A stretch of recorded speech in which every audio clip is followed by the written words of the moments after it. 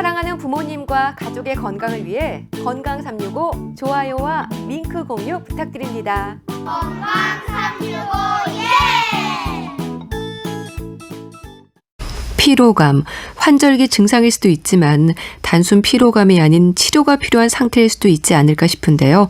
피로감, 만성피로 증후군 어떻게 이해하면 될까요? 연세대 강남 세브란스병원 가정의학과 동재준 교수와 함께합니다. 안녕하세요. 안녕하세요. 피곤하다는 말은 아주 흔히 하는 말입니다. 그런데 지속적인 피로감은 문제가 될 수 있는 걸까요? 네, 단순히 피로한 느낌은 누구나 느끼고 사실 점심 먹고 나도 좀 느끼시지 않습니까? 네. 근데 이걸 넘어서 일을 할 수 있는 에너지가 없다. 이 정도. 혹은 이제 아침에 일어났는데도 개운하지가 않고 피곤하다. 심지어 이제 기억력이 떨어지고 집중력이 부족하고 방금 들었는데 까먹을 정도다 하면은 실제 삶에 영향을 좀 줄 수가 있습니다. 네. 그래서 이제 문제가 될 수 있어서 피로감 자체도 문제가 된다. 이렇게 많이 얘기를 합니다. 예, 우리가 피곤해서 만사다 귀찮다라고 하면 문제가 될 수 있는 거네요. 맞습니다. 예. 피로가 비타민과 마그네슘 부족이 원인일 수 있다. 그래서 또 비타민, 마그네슘 챙겨 드시는 분도 계시는데 관계가 있습니까? 네, 실제로 비타민이나 마그네슘 같은 미네랄 이런 미량 원소가 부족하면 피로감을 좀 유발할 수가 있습니다. 네. 근데 하지만 모든 피로가 비타민이나 마그네슘 부족에서 오지는 않기 때문에 주의가 좀 필요하겠고요. 다만 비타민이나 마그네슘 쉽게 저렴하게 보충할 수가 있습니다. 예. 그래서 좀 피곤할 때 먼저 드셔보시는 것도 가능한 방법이 되겠습니다. 네. 피로감이 근육통과 관절통을 유발한다. 이건 어떨까요? 네, 실제로 이제 몸을 쓰는 일을 하지 않아도 너무 피곤하면은 저녁에 어깨 쑤시고 네. 허리 쑤신 분들 많으세요. 그래서 극심한 피로를 느끼면 사실 이제 관절이나 근육이 쑤신다 이런 표현하신 분들이 많고 실제로 피로의 증상으로도 구분이 되어 있습니다. 아, 그러니까 피로가 너무 심하면 몸이 좀 욱신욱신하다 이럴 수도 있는 건가요? 네, 감기 몸살 온 것처럼 아프신 분들도 꽤 많이 계세요. 그렇군요. 네. 집중력, 기억력에도 영향을 좀 미치죠, 이런 피로가. 예, 야근해 보신 직장인 분들이나 수험생분들 많이 느끼셨을 거예요. 전날 저녁에 공부했을 때는 생생하게 기억났는데 다음날 아침에 졸리니까 기억이 안 난다. 이제 기억력이 떨어지는 경우 많이 기억나실 거고요. 또 피곤하다 보면은 방금 직장 상사가 뭔가 하라 그랬는데 돌아서니까 까먹을 정도로 예. 집중이 떨어지는 경우도 있습니다. 그래서 이런 집중력이나 기억력 저하도 피로의 증상일 수가 있습니다. 네. 단순한 피로감 같은 경우는 좀 쉬면 괜찮아지겠네요, 일단은. 네. 예. 근데 이제 만성 피로가 문제인 것 같은데 피로, 만성 피로, 그리고 만성 피로 증후군은 다르게 이해하는 걸까요? 의학적으로 어떻게 설명이 됩니까? 구분을 이제 굳이 하자면 정상적으로 어떤 일을 하고 난 이후에 탈진된 증상, 기운이 없어서 지속적인 노력이나 집중이 필요한 일을 할 수 없는 상태를 이제 피로다. 네. 라고 정의를 하고요. 보통은 이런 피로가 말씀하신 대로 하루 정도 잘 쉬고 나면 다음날 괜찮아야 됩니다. 근데 피로가 적절한 휴식 혹은 수면을 해도 회복이 안 되고 다음날 혹은 한 달 이상 지속되면 지속성 피로라고 우선 부르고요. 네. 이런 피로가 6개월 이상 지속 혹은 계속 반복해서 나타나면 만성 피로라고 이제 부르게 됩니다. 만성 피로 증후군이라는 건 어떤 건가요? 같은 건가요? 실제로는 이제 피로를 호소하는 환자에서 절반 정도는 이제 원인이 있습니다. 피로감에. 병이 있다거나 실제 야근을 했다거나 연관이 있기 때문에 그런 걸 이제 걸러내고 남은 사람들이 원인을 찾아낼 수 없는 사람들이 이제 만성 피로 증후군일 가능성이 높은 사람들이 되는데요. 네. 주로 이제 원인 없이 6개월 이상 피로한 사람을 일컫는다 이렇게 생각하시면 아주 쉽겠습니다. 그래서 며칠씩 자는데도 회복이 안 됩니다. 휴식을 해도 계속 피곤합니다 하는 분들이 주로 이 증후군에 걸려있을 확률이 높겠습니다. 네. 그러니까 딱히 원인이 없는데도 늘 무기력하고 피곤하고 이런 증상이 6개월 이상 계속된다라고 하면 난 만성피로 증후군이라고 봐야 되겠네요. 네, 맞습니다. 실제로 이제 6개월이라는 기간이 그렇게 중요하지 않다 주장하는 학자들도 있고 네. 최근에는 운동을 했을 때 혹은 이제 출근하는 정도의 운동만 해도 지쳐서 아무것도 할 수 없다. 네, 그렇다면 만성피로 증후군 진단할 수 있다. 이렇게 이제 말씀하신 분들도 있을 정도로 네. 피로가 반복적으로 나타나는 경우도 체크하고 있습니다. 그래서 나는 아침엔 괜찮은데 오후에 빨리 피로가 와서 아무것도 못하겠습니다 하는 경우도 대상이 될 수가 있어가지고 조금 이제 넓게 생각하시면 될 것 같습니다. 근데 어떻게 보면 상당히 주관적인 건데요. 만성 피로 증후군을 진단하는 방법이 따로 있습니까? 사실 좀 이제 어렵습니다. 네. 이 피로감을 분류하기가 또 어렵고 하기 때문에 이제 어렵지만 널리 쓰이는 거는 개발된 지는 꽤 오래됐습니다. 90년대 개발됐지만 이제 몇 가지 증상이 있는지 없는지 체크하는 방법을 해볼 수 있는데요. 예. 6개월 이상 반복되는 만성 피로 증상이 일단 있어야 됩니다. 그리고 여기 원인이 없어야 되고, 예를 들어서 수험생이 피곤한 건 뭐 당연하겠죠. 네. 그리고 승진을 앞둔 직장인이 피곤한 것도 뭐 당연하겠습니다. 근데 이런 원인이 없고 일을 줄이거나 휴식을 해도 피로가 개선이 안 되고, 그리고 업무 능력, 즉 이제 공부나 이런 데 힘든다, 이런 걸 잘 못하겠다 하는 그런 게 저하가 발생한다면 이제 우선 대상이 되겠고요. 이 네. 상황에 기억력이 줄어들고, 혹은 목이나 안쪽, 이제 우리 인후 쪽에 통증이 있다거나, 겨드랑이에 임파선이 커진다거나, 혹은 근육통, 관절통이 생긴다거나, 두통이 생긴다거나, 아침에 깰 때 개운하지 않은 증상 등이 있다면 이제 대상이 될 수 있겠습니다. 네. 일단 문진이 중요하겠네요. 네, 문진이 가장 중요하고요. 그리고 한 번에 진단되기보다는 의사와 여러 번 만나면서 진단하는 경우가 많습니다. 그래서 예. 환자분들이 실제 외래 오시면 듣고 나서 간단하게 이제 약을 처방하고 다음에 또 오세요 하면 굉장히 낙담하세요. 아, 네, 의사도 한 번만 봐선 진단하기가 이제 어렵고, 예. 지속되는 걸 확인해야 되기 때문에 진단도 굉장히 어려운 병이 맞습니다. 예. 그리고 증상들이 거의 전신으로 나타나기도 하는군요. 맞습니다. 특히 이제 피로를 정량적으로 측정할 수 있는 방법이 없습니다. 예. 예, 그래서 피로를 검사해 주세요 하시는 분들도 계세요. 너무 심하셔서. 아, 예, 근데 아직은 이제 피 속에 이제 빈혈 검사하는 것처럼 뭐 수치가 13입니다. 이렇게 이제 보일 수 있는 객관적인 검사가 없는 게 이제 어렵겠고요. 또 피로 증상들이 개인별로 굉장히 다양하게 나타납니다. 예. 어떤 분들은 피곤하면 눈이 뻑뻑하다 하시고, 어떤 분들은 피곤하면 발끝이 저리다 하신 분들도 계셔서 여러 가지 증상들이 이제 복합적으로 보게 되어 있습니다. 네. 근데 이게 며칠 쉬어서 해결되는 게 아니라는 거잖아요. 6개월 이상 증상이 지속된다는 게 듣기만 해도 좀 피곤해지는데 이분들도 많이 힘드시겠어요. 네. 이제 보통 학생들이 피곤하다고 하거나 네. 시험 기간 끝나고 나면 일주일 푹 자고 나면은 더 이상 자려고 하면 지겹지 않습니까? 네. 근데 이 만성 피로 증후군 있는 분들은 한 달 내리 주무셔도 이제 개선이 안 되는 게 이제 어려운 거고요. 네. 6개월 정도면은 굉장히 표정도 우울하고 아무 의욕이 없는 상태로 보통 외래를 방문하시게 됩니다. 네. 이런 증상들이 모두 다 나타나는 건 아닌 거죠? 네, 한 이 중에 서너 가지 정도를 주로 호소하시게 되고요. 뭐 목이 계속 아픕니다, 기억력이 떨어집니다 하는 증상들이 가장 흔한 것 같습니다. 네. 그렇게 주무셔도 일단 숙면도 아니시겠어요? 네, 실제로 잠을 자고 나도 개운하지 않기 때문에 잠을 어떻게 자는지 잘 모르고, 또 피로감이 너무 심하면 잠이 잘 안 오지 않습니까? 네. 그래서 불면을 호소하시기도 합니다. 만성 피로 증후군의 원인은 그럼 어떤 부분들이 지적이 됩니까? 원인도 단순하지만은 않을 것 같은데요. 네, 대부분은 이제 여러 가지 가설들이 사실 있습니다. 예. 뭐 부신피질의 기능이 떨어져서 그렇다, 혹은 근육에서 사용하는 미토콘드리아 기능이 떨어져서 그렇다, 혹은 우울증과 동반돼서 오기 때문에 거기에 영향이 있다, 혹은 술을 많이 드셨던 분들이 또 이완되기 쉽다, 네. 이런 식으로 원인들이 여러 가지 있어서 굉장히 복합적인 원인을 평가해야 되고, 또 원인이 여러 가지이기 때문에 개선하는 데도 시간이 굉장히 많이 걸리게 됩니다. 네. 비만도 원인이 될 수 있습니까? 네, 실제로 이제 비만을 한번 생각해 보시면 우리 몸에 피를 공급해서 산소와 에너지를 공급하고 있지 않습니까? 근데 50kg인 사람을 가정해 보면 60kg가 됐다고 생각하면 필요한 산소와 에너지가 20% 늘어나는 셈이죠. 그렇겠네요. 예.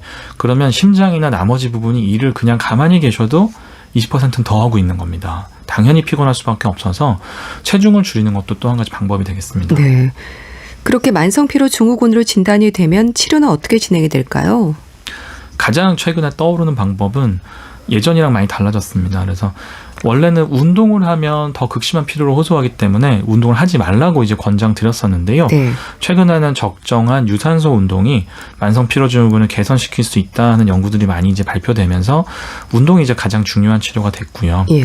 두 번째는 불면을 같이 호소하시는 경우가 많고 실제 수면의 질이 떨어져 있는 경우가 많아서 잠자리를 어둡고 깜깜하게 하고 또 침대를 좀 부드럽고 편안한 걸로 바꾸고 잠자리에 드는 시간을 일정하게 하는 식으로 수면 위생을 좀 강조해서 수면 치료를 하게 해주기도 하고요. 또 그럼에도 불구하고 잠을 잘 못 자고 불안감 혹은 무기력감이 심하다고 한다면 우울증 약 같은 정신과 약물을 사용하는 약물 치료도 해볼 수가 있겠습니다. 예. 예, 여기다가 이제 본인이 습관을 바꿀 수 있는 금연, 금주, 체중 감소 혹은 스트레스 이완요법 같은 치료들을 또 해볼 수 있겠습니다. 네. 약물 치료는 계속되는 건 아닌 거죠? 네, 실제로는 이 급성 혹은 이제 갑작스럽게 나타난 6개월 이상 지속되는 피로가 개선되게 되면 대부분 기분도 좋아지세요. 네. 아무도 하고 싶은 의욕이 없는 상태에서 기분 좋은 분들이 안 계시잖아요. 네. 그래서 이제 개선시키게 되면은 약물 치료를 계속할 필요 없이 중단하셔도 되겠습니다. 네. 인지행동 치료법도 있다고 들었습니다. 이건 어떤 건가요? 네, 뭐 여러 가지가 있습니다. 그래서 우리가 정서적인 스트레스를 받아들인 방법에 대해서 접근할 수도 있습니다. 네.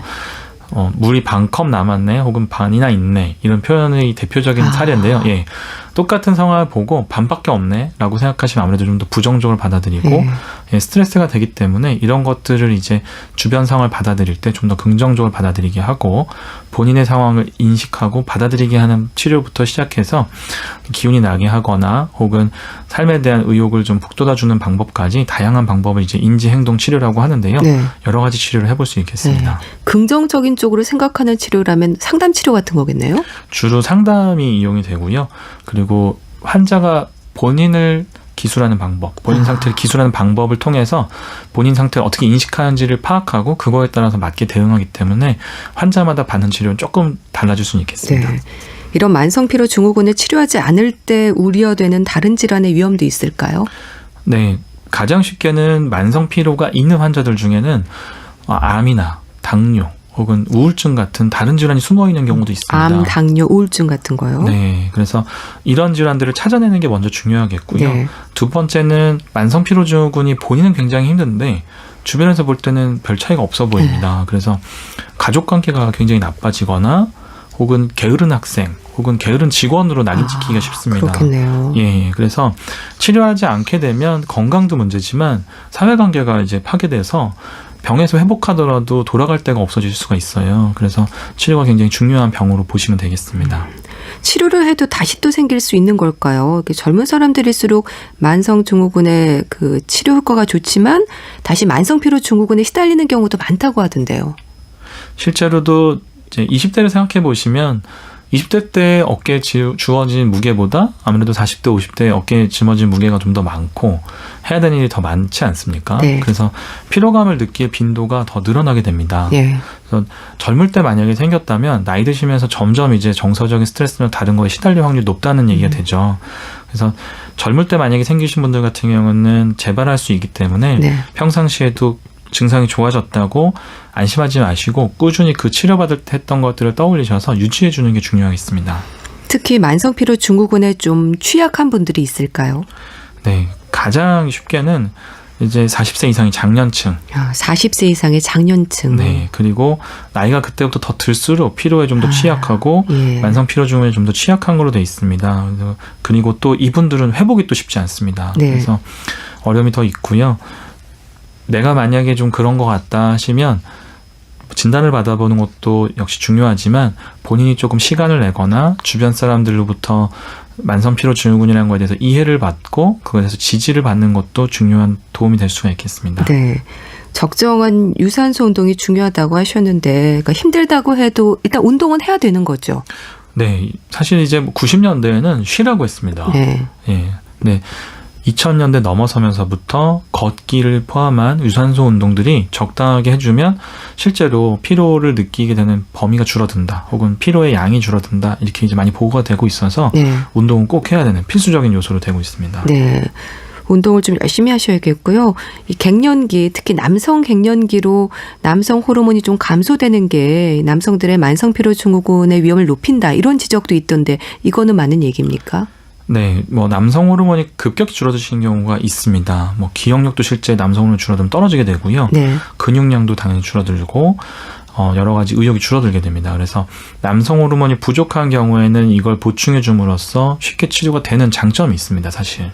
그래서 이게 문제라기보다 이게 떨어져서 만성 피로 증후군이 오신 경우는 치료가 쉬워요. 그래서 네. 너무 걱정 안 하셔도 되겠고요. 그래서 의사들을 찾게 되면 의사들이 가장 먼저 검사하는 항목들 중에 하나이기 때문에 이게 부끄러운 얘기는 절대 아니기 때문에 쉽게 이제 상담해 보시면 될 것 같습니다. 예. 스트레스를 관리하는 것도 역시 필요하겠죠. 네, 근데 이제 스트레스를 안 받고 사는 사람이 없기 때문에 스트레스를 받아들이는 자세를 먼저 접근하시는 게 좋겠고요. 그래도 안 된다 하면 뭐 휴가나 장기간 휴직을 통해서 스트레스를 좀 줄여보는 것도 치료가 될 수 있겠습니다. 네. 아이들 중에도 유난히 피로감을 오래 느끼는 경우가 있습니다. 혹시 소아 청소년기에도 만성 피로 증후군이 있을 수 있는 걸까요? 네, 애석하지만 아무 걱정 없이 뛰어놀아야 되는 아이들도 만성 피로 증후군이 있습니다. 예. 그래서 우리 아이는 다른 친구들보다 놀질 않아요. 혹은 뭐 조금만 놀면 금방 자야 돼요 하시면서 찾아오시는 경우가 꽤 있으세요. 그럴 경우에 몸이 좀 허약해서 그런가 이렇게 생각하는데 이것도 원인을 찾아야 되는 건가요? 맞습니다. 체격도 다양하고 실제 뭐 근육량이 많은 아이인데도 그런 경우가 있어서 예. 경우마다 다르게 검사를 해봐야 되겠습니다. 예. 만성 피로 증후군으로 고생하는 분들이 좀 증상 완화를 위해서 노력할 수 있는 생활 습관 어떤 게 있을까요? 네, 만성 피로 증후군 때문에 이제 운동을 하라고 말씀드리면 너무 탈진할 때까지 운동하시는 분들도 계세요. 그래서 잘 이제 보면 너무 의욕적인 분들도 계시고 예. 또 워낙 좀 느긋했던 성격인 분들은 잘 안 걸리시는 것 같다. 이렇게 이제 연구 결과가 나와 있는 경우도 있습니다. 그래서 약간 느긋하게 생각하시는 마음가짐, 그리고 그렇지만 운동을 어느 정도 유산소 운동, 특히 매일같이 해주는 그런 부지런한 자세 두 가지가 가장 필수적일 것 같습니다. 예, 운동은 내가 할 수 있는 선까지만 해야 되는 거죠. 네, 그 기분 좋은 피로감 있지 예, 않습니까? 기분 좋은 피로감. 네, 막 지쳐서 더 이상 할 수 없다. 그럴 예. 때까지 밀어붙이시는 건 만성 피로 증후군에 맞는 치료법은 아닙니다. 네. 자, 만성 피로 증후군에 대한 진단을 받아볼 필요가 있는 분들 어떤 분들이신지 짚어주시죠. 네. 원인이 있는 분들의 경우에는 사실 원인을 제거하는 것이 처음입니다. 그래서 주변에서 볼 땐 네가 왜 피곤해? 이렇게 이제 질문 받으시는 분들 계실 거예요. 예. 네, 그런 분들이 대상이 되겠고요. 또 본인이 생각해도 아무 이유가 없는데 피곤하다 하는 경우가 가장 이제 중요하게 되겠고, 간혹은 지금도 열심히 살고 계신데 더 열심히 사시려고 오신 분들도 계세요. 그래서 그런 분들 같은 경우에는 조금 삶을 잠깐 휴식을 취하면서 하는 시간을 가져보는 것도 괜찮을 것 같아서 피로를 6개월 이상 경험하고 계시다면 네. 누구나 상담은 괜찮을 것 같습니다. 네, 알겠습니다. 말씀 잘 들었습니다. 건강정보 예속운동 오늘은 만성피로 증후군에 대해서 알아봤는데요. 연세대 강남 세브란스병원 가정의학과 동재준 교수와 함께했습니다. 감사합니다. 감사합니다.